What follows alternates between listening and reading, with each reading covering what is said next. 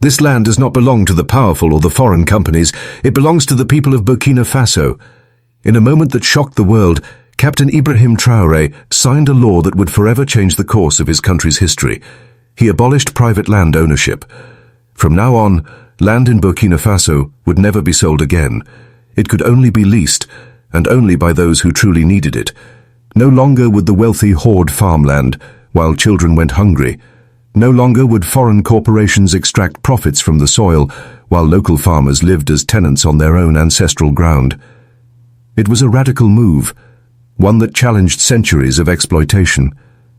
Traoré declared that land is not a commodity. It is a lifeline, a birthright, a sacred trust handed down through generations. For too long, Africa's soil had been traded, stolen, and abused by outsiders and corrupt elites. But now, every acre of forest, farm, and urban space in Burkina Faso belonged to its people, not to be owned, but to be protected and used responsibly. This law was more than political reform. It was a moral stand. It reminded people that food doesn't grow in boardrooms. It grows in the dirt, tended by the hands of ordinary men and women. It told every farmer, mother, and child that their connection to the land was real, valid, and legally protected. In a world where land is power, Traoré gave that power back to the powerless. And the people listened. They didn't just celebrate. They began to rebuild. To understand the power of this law, we have to understand what came before it. For generations, land in Africa was taken, first by colonial powers, then by corporations and corrupt leaders. In Burkina Faso, the 1975 Expropriation Act allowed land to be seized for so-called public interest. But public interest too often meant private profit. Rich companies built mines, hotels, and planted it on, while local farmers were left with dry fields and empty hands. Even after independence, the cycle of exploitation continued. Foreign companies made billions from cotton and gold, while families struggled to feed themselves. Captain Traoré grew up watching this injustice. He saw farmers work endlessly without owning a single inch of soil. He saw children go to bed hungry, while international companies exported wealth. And he said, "Enough." This new law was not just about stopping land sales, it was about healing. Traoré spoke of going back to the values of ancestors, when land was sacred and shared, not sold. He called it dignity. He called it restoration.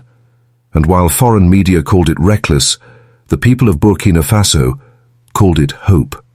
Global markets trembled, fearing the beginning of a wave. What if other African countries followed? What if Africa stopped selling its land? This wasn't just policy. It was rebellion. Traoré didn't flinch. He didn't apologize. He stood up and said, "This is our land. This is our future." And with those words, he lit a spark that could spread across the continent. But giving land was only the beginning. Captain Traoré knew that land without tools is like freedom without food. So his government began to act. They built irrigation systems to bring life back to dry fields. They opened village training centers to teach farmers how to grow drought-resistant crops. They handed out seeds, tools, and equipment, not as charity, but as investment. Legal documents were issued that gave farmers long-term leases, protecting their right to farm the land they had worked on for years.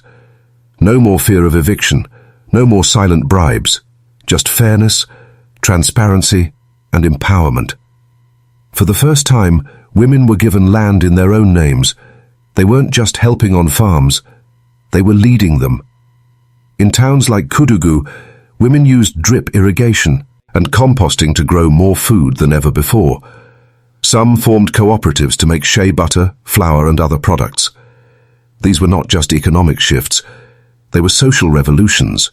When women had land, families thrived, children ate better, schools filled up. Hope replaced helplessness. And young people, once desperate to leave rural life behind, were returning. Traoré's government offered them training in vertical farming, solar irrigation, and even drone technology. Teens who had never touched a computer were now building mobile seed banks and agri-apps. They were not just growing crops, they were growing an entire future, And all of it was happening quietly, without fanfare or speeches. No flashy press conferences, no global applause, just real change from the ground up.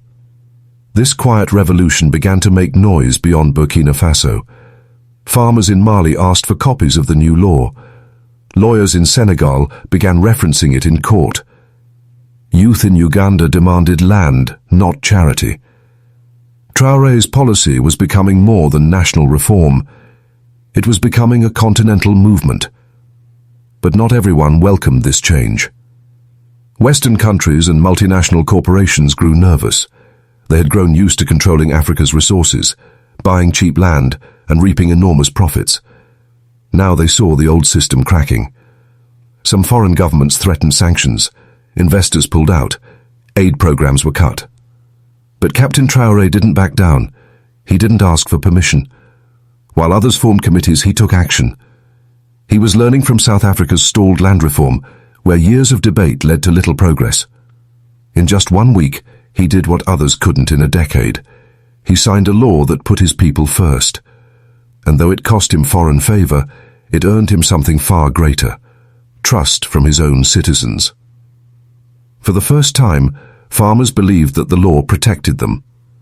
Corruption complaints dropped, land disputes fell sharply, and confidence began to rise. People were no longer afraid of losing their land. They were planning their futures on it. They felt seen, heard, and finally valued. Traoré wasn't just changing laws, he was changing lives. He showed that African countries don't need to beg for development. They can build it themselves. From tomato paste factories to cassava processing plants, new businesses began to rise, powered by locals, for locals. In the heart of this transformation is a simple idea: trust the people. Not just with land, but with the power to shape their own future. Farmers once living in fear now plan harvests. Women who never had land now own thriving farms. Youth who once dreamed of leaving now build apps, businesses and futures from their own soil. Traoré's government didn't stop at paperwork. They launched digital land registration for fairness and speed. A lease now costs just $30 and can be secured online. No bribes, no corruption. This transparency has attracted local investment. Communities are forming cooperatives, sharing tools, marketing crops together. Food security is improving, imports are dropping, and dignity is rising. And while Western analysts still call it risky, the people of Burkina Faso call it freedom. Across Africa, other nations are paying attention. Ghana is studying youth programs. Rwanda is visiting training centers. Kenya is debating land reform in parliament. Traoré's movement is not just about land, it's about rewriting the story of Africa. For too long, the continent was seen as a prize for outsiders. Now it is claiming its power back, 1 acre at a time. Captain Ibrahim Traoré didn't just sign a law, he lit a fire. A fire of hope, of resistance, of rebirth. It started in Burkina Faso, but it might not end there. The question is no longer whether change is possible. The question now is, who's next? Because when the people own the land, they also own the future.